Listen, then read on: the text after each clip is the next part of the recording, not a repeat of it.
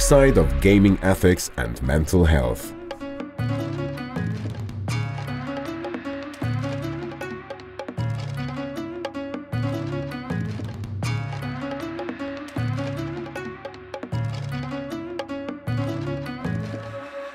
And I'm so thrilled to be here speaking after these sports, metaverse, Web3 panels because they were awesome. And I think just to give you kind of 4 fun facts about me and why I'm interested in this topic. So first of all, I used to be a health person for most of my life. So I know a lot about health and mental health. I then became a blockchain Web3 metaverse person. So I became really interested in gaming because that's where that takes you. And particularly when people are talking about mass adoption, gaming's actually going to be the pathway to mass adoption. And then 3, my son is a gamer. So I was one of those parents that worried so much about all sorts of things about his gaming. And then finally, mental health is a major issue to talk about because it's responsible for 20% of the global burden of disease. So let me try and bring some of this together in the presentation today. Once I can work out the technology. Can you put my presentation on, please?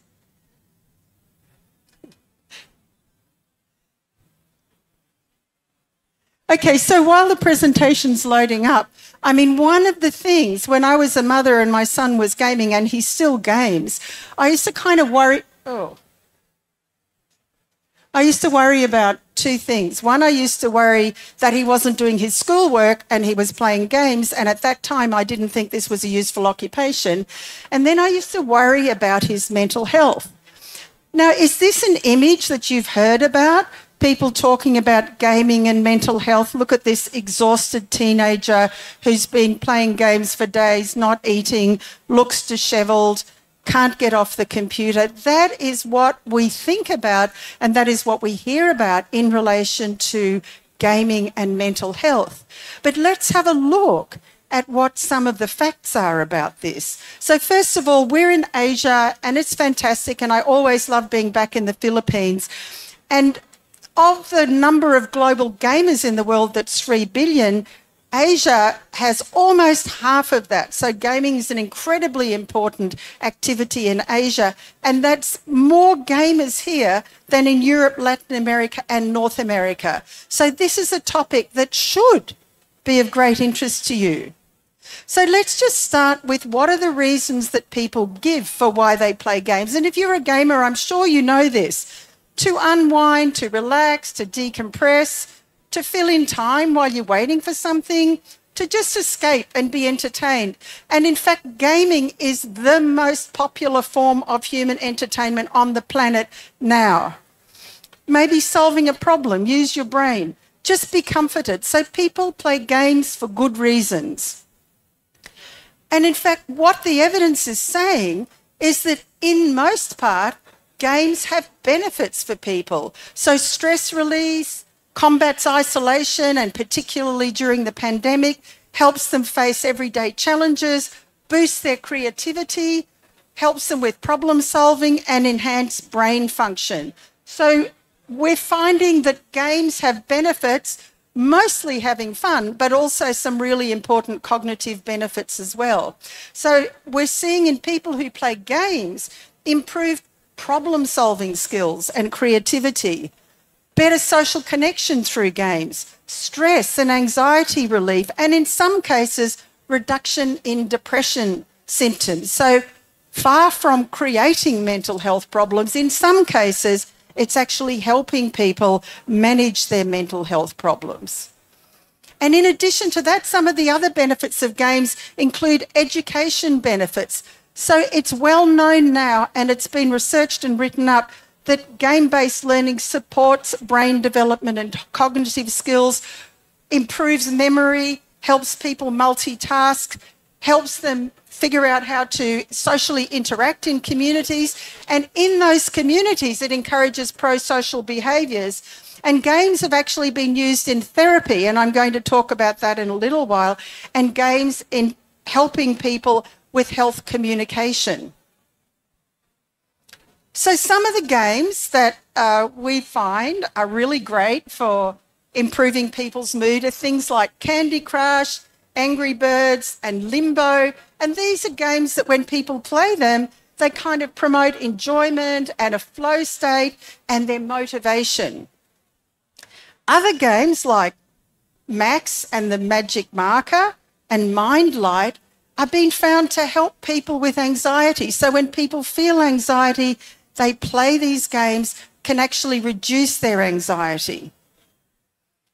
One of the other incredibly positive benefits of games is when people play collaborative games as opposed to solo games. Because what the research is finding is that when people play collaborative games, it has positive effects on their social behaviour.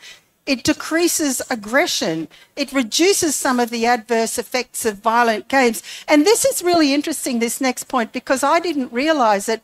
But what the research is showing is that game context, as in collaborative gameplay, for example, is more important than game content. So shooter video games, for example, improve player capacity to think about objects in 3 dimensions. And strategic video games improve problem solving and school grades. And games give people practical tools for learning resilience and building emotional resilience, even if they are shooter types of games, which for many parents, that would come as a surprise to them. Now, the other kind of received wisdom is that games are socially isolating. Well, in fact, that's just not the case. So over 70% of gamers play with a friend. And games create virtual social communities where decisions need to be made quickly about who to trust and who needs to be the leader of the group, encouraging socialisation.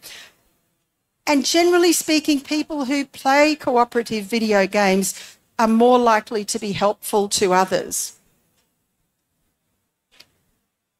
So despite that first shot that I showed you of that exhausted kid lying on the table in front of his video game, in fact, what we're finding is that there are many positive mental health benefits from gaming.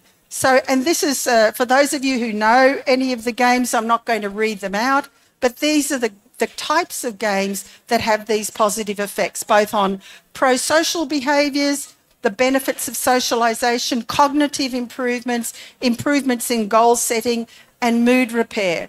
And I always remember the Harvard Business Review actually wrote up how gaming is a better preparation for business than anything that you learn in school. And I've often reflected and laughed. My daughter actually used to work right at the beginning of their token sale for the first 3 years for EOS Block 1, and they raised $4.2 billion in their token sale, the biggest token sale ever. But what am I going to tell you about what I learnt about EOS Block 1? The guys who started that up met playing World of Warcraft. That's how they got to know each other. That's how they ultimately had this idea and raised this massive amount of money in a token sale. So games are a pathway to a different kind of future, to economic opportunity, and also to positive mental health outcomes. Others include emotional regulation and anxiety reduction. But of course, it's not all a happy story. No one's saying that, like, games is this panacea that is going to solve everyone's problems and no one struggles with it. So one of the first issues, and you'd be aware of that, is that there's gaming content that really isn't appropriate for everyone, whether it's violence and gore or frightening and intense scenes, gambling, sex and nudity, profanity. And remember, these are things that are absolutely intensified in 3D settings and metaverse. So the fear and the extreme responses, particularly that children are going to have to games that are in 3D, are going to be exacerbated. One of the other issues that I think, and I'd be fascinated if anyone else thinks about this, I don't think that anyone's kind of worked out, particularly if you're thinking about parents and games, what gaming classification should look like. It needs to include things like playing time, game type? Is it a collaborative game? Is it a solo game?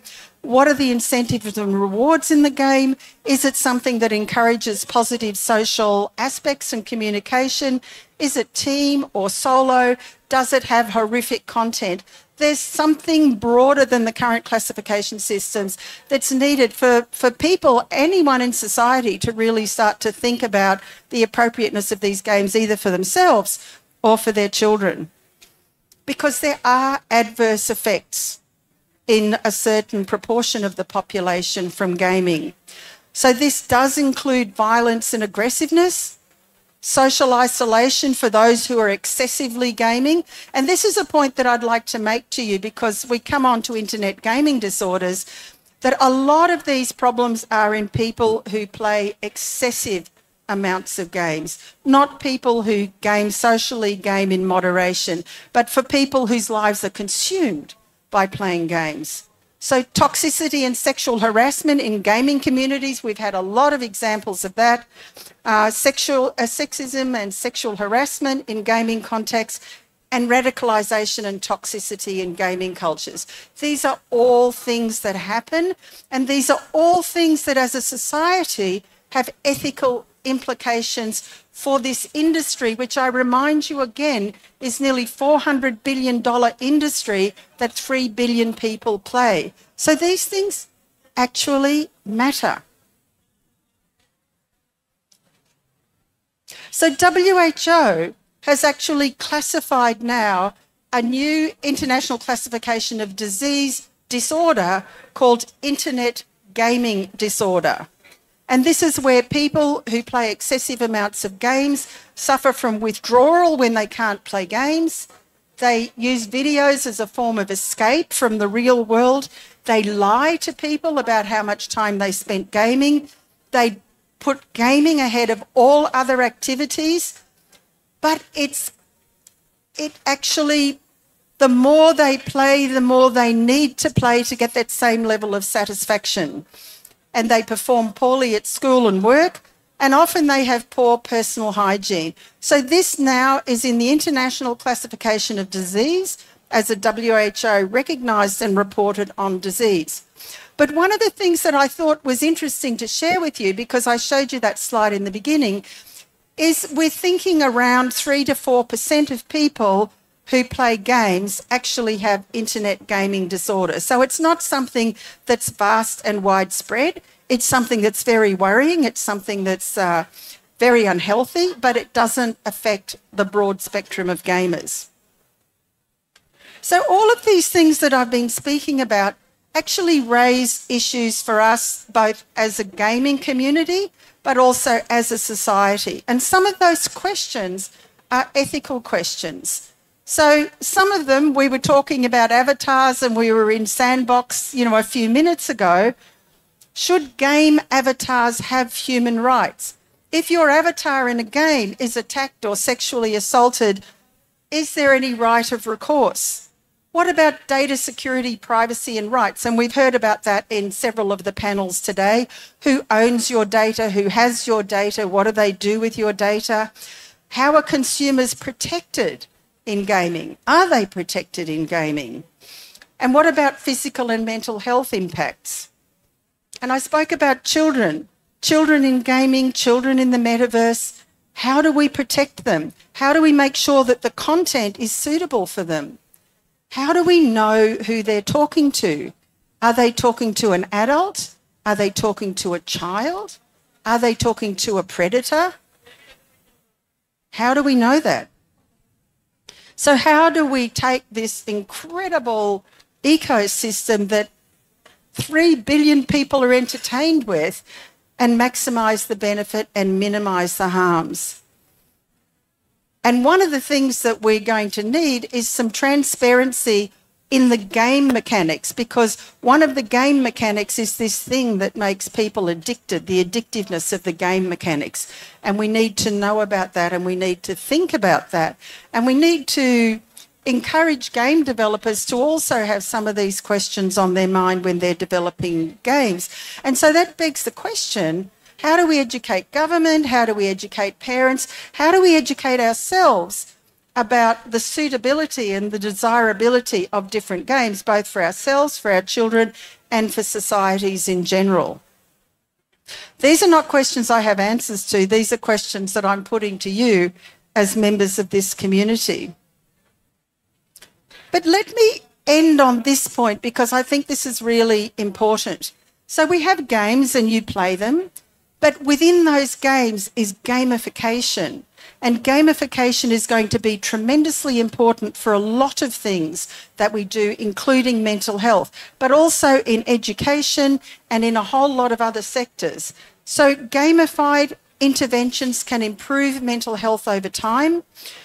We've seen longer positive effects for interventions for promoting mental wellness through gamification, larger effects on reducing anxiety symptoms for males, all the males in the room, remember that, and larger effects on reducing depressive symptoms in non-clinical samples. So actually gaming and mental health is something that has a lot of interest and attention from the healthcare community now. And indeed, I'm going to leave you with this thought. The World Health Organization has actually recognised it and said, how can gaming enhance mental health, equip healthcare professionals with innovative tools, and assist in individuals overcoming physical challenges? So their thinking is going there, is we have a series of platforms that connect 3 billion people who play games. How can we actually impact on these people to target a healthier billion people by 2023? This is the new frontier for health promotion. And if you take it out of mental health and you think about chronic disease and you think about obesity and you think about exercise and you think about nutrition, all of this can be gamified, but particularly with blockchain and Web3 and incentivization, there's massive opportunity for games and gamification to be of tremendous benefit for society outside of just having amazingly fun time. So thanks, that's it. Thank you very much for joining me.